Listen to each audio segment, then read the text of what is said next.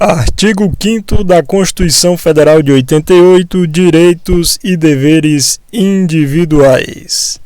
Beleza? Vamos lá, questão de número 1. Lembrando, pessoal, que este conteúdo não está na playlist do Operação GCM Brumadinho, porém é de fundamental importância para você que vai fazer o concurso da GCM de Brumadinho e também para você que vai fazer o concurso da GCM de Sobral e para qualquer concurso da GCM pelo Brasil, ok? Tendo em vista que este assunto é sempre cobrado nos editais das guardas municipais, beleza? Então vamos lá. Questão de número 1 diz assim: no que diz respeito aos direitos e deveres individuais e coletivos previsto na Constituição Federal, assinale a alternativa correta. Ele quer a alternativa correta sobre os direitos e deveres individuais e coletivos previsto na Constituição. Item A diz assim: a casa é asilo inviolável do indivíduo, ninguém podendo nela penetrar sem o consentimento do morador, salvo apenas durante o dia, em caso de flagrante delito ou desastre. E aí, pessoal? Esta parte é o que torna o item errado. Salvo apenas durante o dia, em caso de flagrante delito ou desastre? Não. Flagrante delito, desastre e prestação de socorro é a qualquer hora. Tanto faz ser de dia quanto à noite, certo? Porém, mandato judicial, mandato de prisão, é que é apenas durante o dia.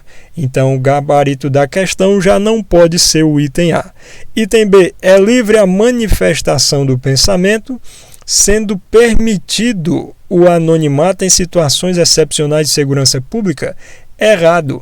Na Constituição, o nosso artigo 5º vai nos dizer que é livre a manifestação do pensamento, sendo vedado o anonimato e não permitido, como o item trouxe.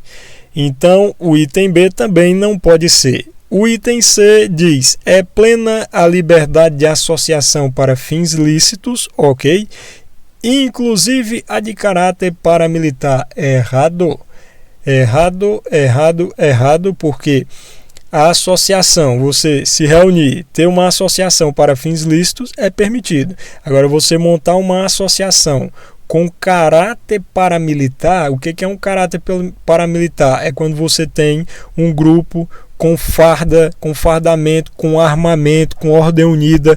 Isso é caráter paramilitar e a Constituição proíbe, veda este tipo de associação. Em regra, você pode ter uma associação, desde que seja para fins lícitos, certo? Por eliminação, o gabarito da questão é o item D. Homens e mulheres são iguais em direitos e obrigações nos termos da Constituição. É exatamente o que diz o artigo 5º, inciso 1º. Homens e mulheres são iguais em direitos e obrigações nos termos da Constituição. Ok? No comentário diz assim: a alternativa D é o gabarito, pois copia exatamente o inciso 1 do artigo 5º, que diz: artigo 5º, inciso 1. Homens e mulheres são iguais em direitos e obrigações nos termos desta Constituição. Beleza? A alternativa A está incorreta. O flagrante delito, o desastre e a prestação de socorro dispensam o consentimento do morador a qualquer hora do dia ou da noite. Beleza? Foi para prestar socorro? É para prestar socorro? Então, pode ser qualquer hora do dia ou da noite. É flagrante delito? Qualquer hora. É em caso de desastre? É qualquer hora. Beleza? Apenas por ordem judicial que restringe-se ao dia. Apenas a determinação judicial exige que seja durante o dia. Veja o inciso 11 na íntegra. O inciso 11 é que vai falar sobre a questão do asilo inviolável. Artigo 5º, inciso 11. A casa é asilo inviolável do indivíduo, ninguém nela podendo penetrar sem o consentimento do morador, salvo em caso de flagrante delito, desastre ou prestação de socorro ou durante o dia por determinação judicial. Beleza? A alternativa B está incorreta, pois a Constituição veda o anonimato de forma absoluta, sem abrir exceções para a segurança pública. Veja o inciso 4 na íntegra. Artigo 5º, inciso 4 diz: é livre a manifestação do pensamento, sendo vedado o anonimato. É livre a manifestação do pensamento, sendo vedado o anonimato. Ok?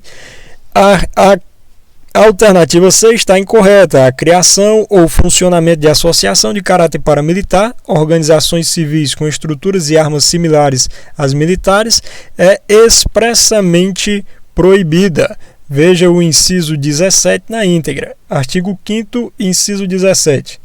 É plena a liberdade de associação para fins lícitos, sendo vedada a de caráter paramilitar. Beleza? Vamos para frente, meu amigo. É isso aí. Questão de número 2, assim: determinado cidadão foi preso em flagrante por cometer um delito. O cara foi preso em flagrante por cometer um delito. De acordo com o artigo 5º da Constituição Federal, a prisão de qualquer pessoa e o local onde se encontre, item A, serão comunicados imediatamente ao juiz competente e à família do preso ou à pessoa por ele indicada. Gabarito da questão já é o item A. O preso terá o direito de ser comunicado imediatamente ao juiz. A prisão do indivíduo ela deve ser comunicada imediatamente ao juiz competente, o juiz competente, e também à família do preso ou à pessoa que ele indicar. Beleza? Então, o indivíduo, quando é preso, a prisão dele tem que ser comunicada imediatamente ao juiz competente e à família do preso ou à pessoa que ele indicar. Beleza? Então, gabarito item A. B. Serão comunicados ao Ministério Público no prazo improrrogável de 24 horas. Não. Será comunicado imediatamente ao juiz competente. Beleza? Então, item C. Poderão ser mantidos em sigilo se houver risco de fuga dos demais coautores. Não existe esse negócio de poderá ser mantido em sigilo se houver risco dos demais coautores.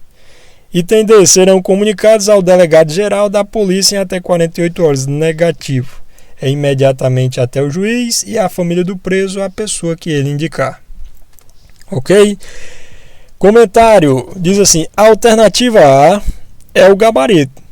Reproduzindo fielmente o texto constitucional, as bancas de nível médio costumam inventar prazos como, por exemplo, 24, 48 horas, ou órgãos como o Ministério Público, Delegado-Geral, para confundir o candidato, mas a regra constitucional exige comunicação imediata ao juiz. Comunicação imediata ao juiz, à família ou pessoa indicada. Beleza? Veja o inciso 60 e o inciso 62 na íntegra. Artigo 5º, inciso 62 vai dizer o seguinte: a prisão de qualquer pessoa e o local onde se encontra serão comunicados imediatamente ao juiz competente e à família do preso ou à pessoa por ele indicada. Nota de estudo: não confunda com o prazo de 24 horas do Código de Processo Penal para o envio do auto de prisão em flagrante. Na Constituição, a regra cobrada é do inciso acima. Ou seja, na Constituição, quando o texto falar, quando a questão estiver tratando de Constituição, da Constituição de 88, você vai lembrar que é imediatamente, ok? Porém, no Código Processual Penal, quando falar do auto de prisão, aí sim é 24 horas. Certo? Mas aí é tratando de Código Processual Penal. Falou da Constituição, o assunto é constitucional, é artigo 5º, é imediatamente, certo? Questão de número 3 diz assim: o direito à inviolabilidade do domicílio é uma garantia constitucional fundamental. À luz do artigo 5º, a Constituição Federal de 88, a determinação judicial para penetrar em uma residência sem o consentimento do morador só pode ser cumprida. Item a qualquer hora do dia ou da noite. Lembrando que ele fala da determinação judicial. Penetrar a casa o asilo do indivíduo com determinação judicial. Pode ser a qualquer hora do dia ou da noite, pessoal? Não, claro que não. A gente já viu aqui várias vezes que determinação judicial é apenas durante o dia, certo?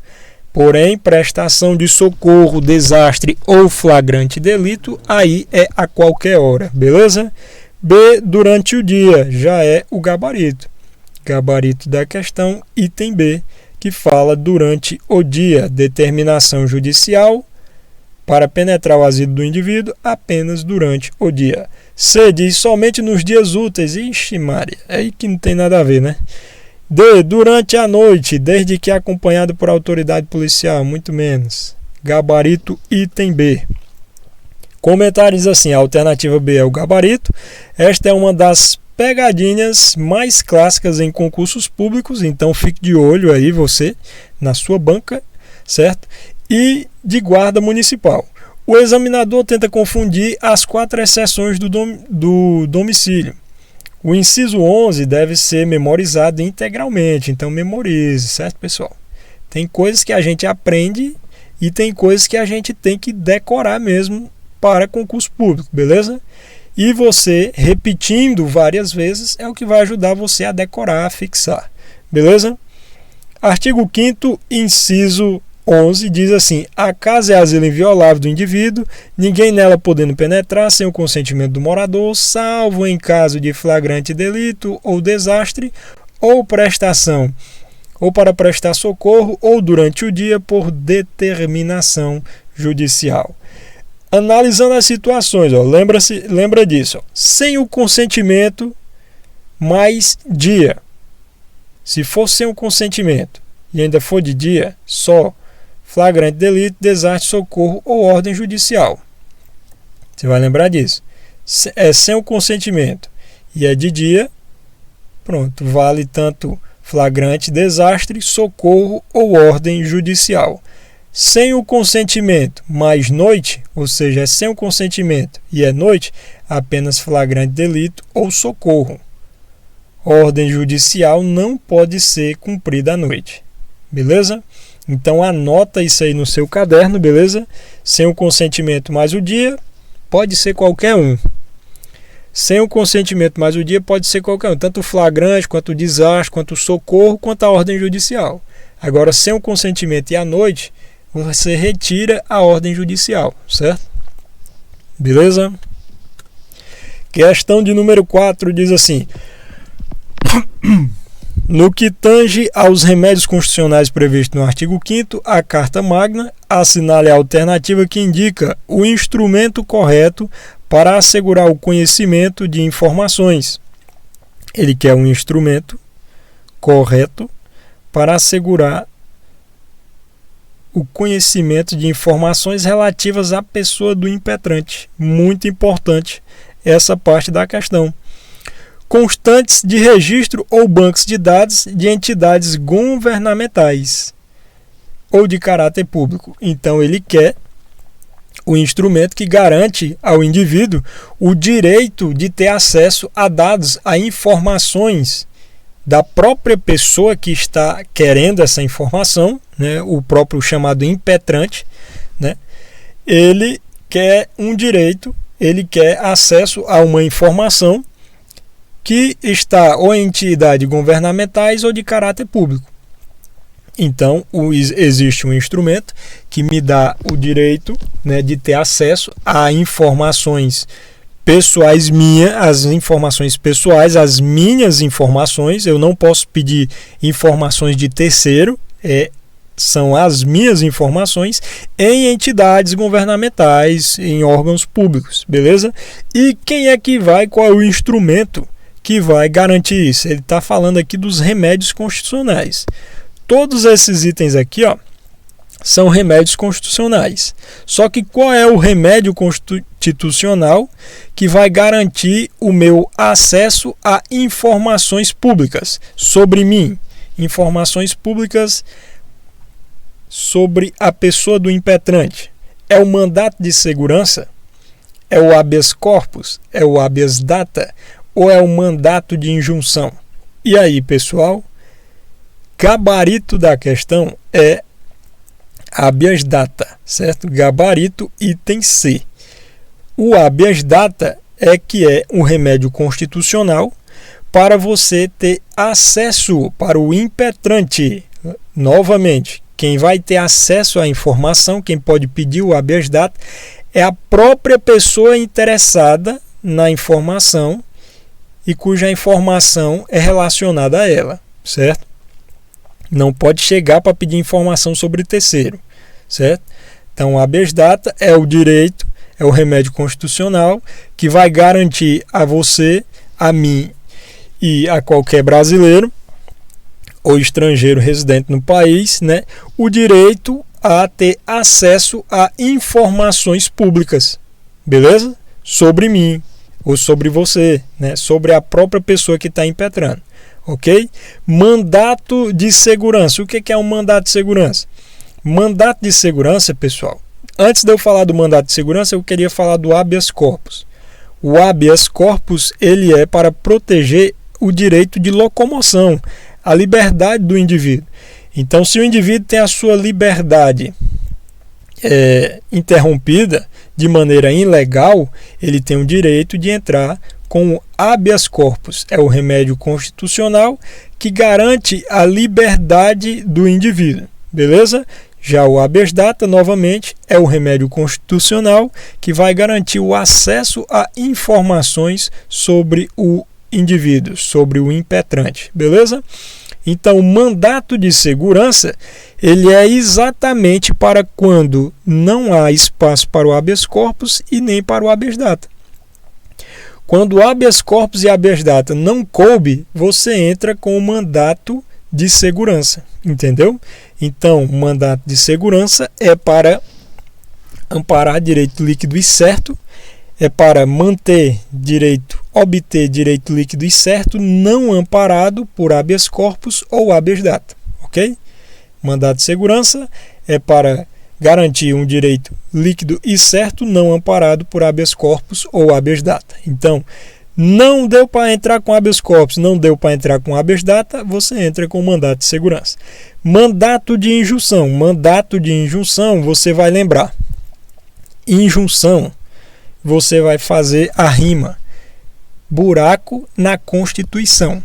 Mandato de injunção é para preencher buraco na Constituição. Faça essa rima. Mandato de injunção é para encher buraco na Constituição. Ou seja, o mandato de injunção é para quando há falta de norma regulamentadora. Vamos supor que você entra numa ação judicial, você está tendo seu direito ferido de alguma forma, porém não existe nenhuma norma, nenhuma lei tratando sobre aquilo que está acontecendo com você, com o seu direito. E aí você entra exatamente com o mandato de injunção, porque o mandato de injunção é para encher buraco na Constituição. Falta de norma regulamentadora. Ok? Beleza? Depois nós vamos fazer questões aí voltadas só para os remédios constitucionais. Tem muito mais coisas para falar sobre eles. Porém, para não encher vocês de conteúdo demais, né? Por hoje, só essa parte aqui. Beleza? Comentário diz assim: a alternativa C é o gabarito. O remédio constitucional do habeas data possui suas finalidades expressas na Constituição. A questão cobrou a linha A. Veja o inciso 72 na íntegra. Artigo 5º, inciso 72, vai dizer o quê? Conceder-se-á a habeas data em duas formas. A primeira, para assegurar o conhecimento de informações relativas à pessoa do impetrante. Novamente dizendo, não é para terceiro, é para a própria pessoa interessada. Quem está impetrando o habeas data, a informação tem que ser sobre ele, certo? Constantes de registro no banco de dados de entidades governamentais ou de caráter público, beleza? Lembrando que você não vai entrar com habeas data com relação a uma empresa privada, certo? O habeas data é para você conseguir informações em entidades governamentais, melhor dizendo, ou de caráter público, beleza? E a parte B do habeas data diz para retificação de dados, quando não se prefira fazê-lo por processo sigiloso, judicial ou administrativo, beleza? Então, se você quer retificar um dado, você também pode impetrar o habeas data, ok? Por que não as outras? Vamos lá, o artigo 5º, inciso 68, que fala sobre o habeas corpus, diz: conceder-se-á habeas corpus sempre que alguém sofreu ou se achar ameaçado de sofrer violência ou coação em sua liberdade de locomoção por ilegalidade ou abuso de poder. Já o artigo 5º, inciso 69, vai dizer sobre o mandato de segurança. Diz: conceder-se-á mandato de segurança para proteger direito líquido e certo, não amparado por habeas corpus ou por habeas data, como eu falei. Quando o responsável pela ilegalidade ou abuso de poder for a autoridade pública ou agente de pessoa jurídica no exercício de atribuição do poder público, certo? Lembre-se disso também. Ok? Artigo 5º, inciso 71, que fala sobre o mandato de injunção. Conceder-se-á mandato de injunção sempre que a falta de norma regulamentadora torne inviável o exercício dos direitos e liberdades constitucionais e das prerrogativas inerentes à nacionalidade, à soberania e à cidadania. Então, lembra, mandato de injunção é para preencher um buraco na Constituição. Ok? Última questão, questão número 5, vamos lá, firme e forte. Lembre de deixar aí o seu like e se inscrever no canal e vamos para a questão. À luz das disposições constitucionais sobre os direitos individuais, a lei penal retroagirá sempre para beneficiar ou prejudicar o réu? É errado.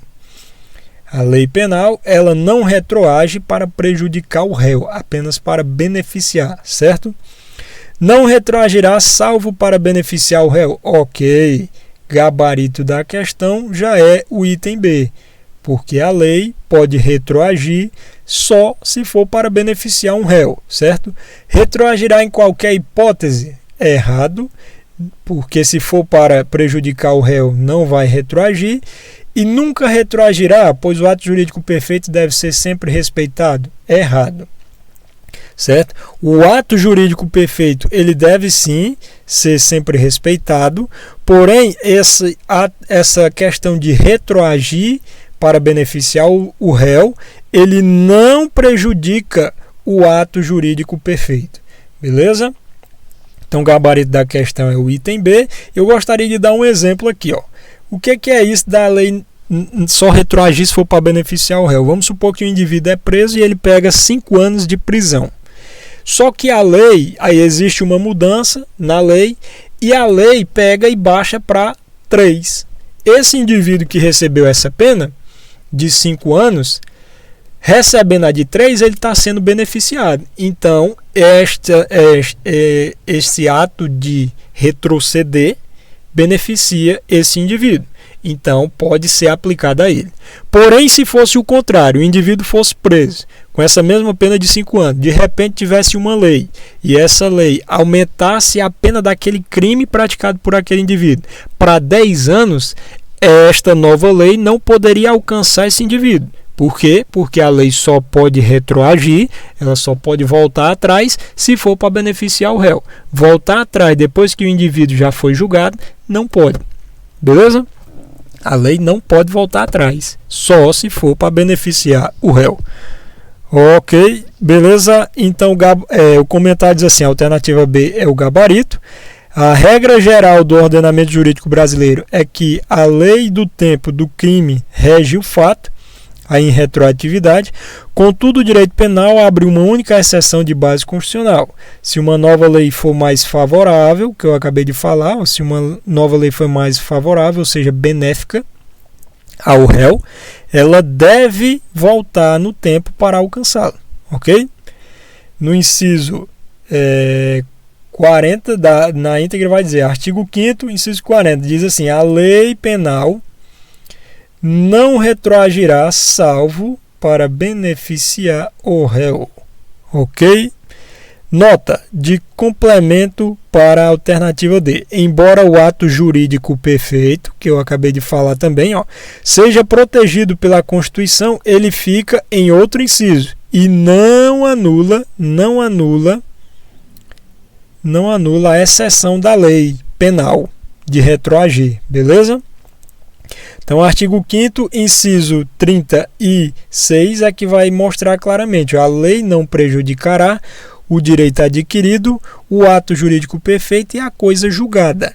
Aí você diz, poxa, então se a lei não pode prejudicar a coisa julgada, como é que o indivíduo pode de repente ter a pena dele mais favorável, modificada para maneira favorável?